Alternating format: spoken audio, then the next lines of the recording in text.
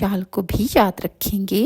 रसूल अकरम सल्लल्लाहु अलैहि वसल्लम ने इरशाद फरमाया, 3 जगहों पर कोई आदमी किसी दूसरे आदमी को याद नहीं करेगा।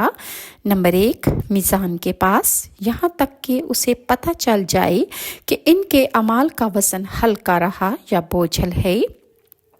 यानी इंसान को उस वक्त पता चल जाएगा कि उसके अमाल का वज़न कम है या ज़्यादा है।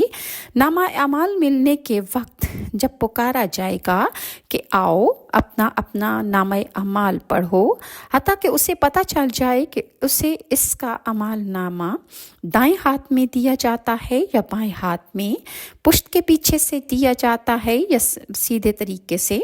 और तीसरा, पुलसिरात से गुज़रते वक्त कोई किसी को याद नहीं करेगा, जबकि वो जहन्नुम के ऊपर रखा जाएगा।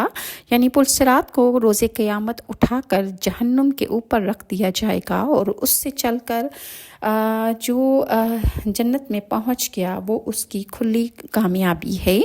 हज़रत अब्दुल्ला बिन रवाहा और उनकी बीवी जहन्नुम को याद करके बहुत ज़्यादा रोया करते थे। इस हदीस को हाकिम ने रिवायत किया है। हज़रत कैस बिन अबी हाजिम कहते हैं कि हज़रत अब्दुल्ला बिन रवाह अपनी बीवी की गोद में सर रखे हुए थे कि वो अचानक रोने लगे। उनके साथ उनकी बीवी भी रोने लगी। हज़रत अब्दुल्ला बिन रवाह ने पूछा, तुम क्यों रो रही हो? बीवी ने अर्ज़ किया, आपको रोते देखा तो मैं भी रोने लगी।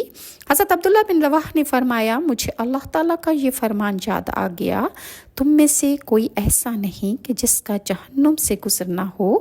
ये आयत सूरह मरियम की आयत नंबर 71। और मुझे मालूम नहीं कि जहन्नुम के ऊपर रखे हुए पुल सिरात के ऊपर से गुज़रते हुए हम वहाँ पर बचेंगे या नहीं।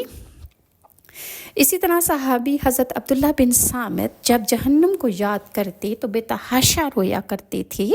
इस हदीस को हाकिम ने भी रवायत किया है। हज़रत ज़ियादा बिन असवद से रिवायत है कि हज़रत अबादा बिन सामित बैतुल मुक़द्दस की मशरक़ी दीवार पर थे।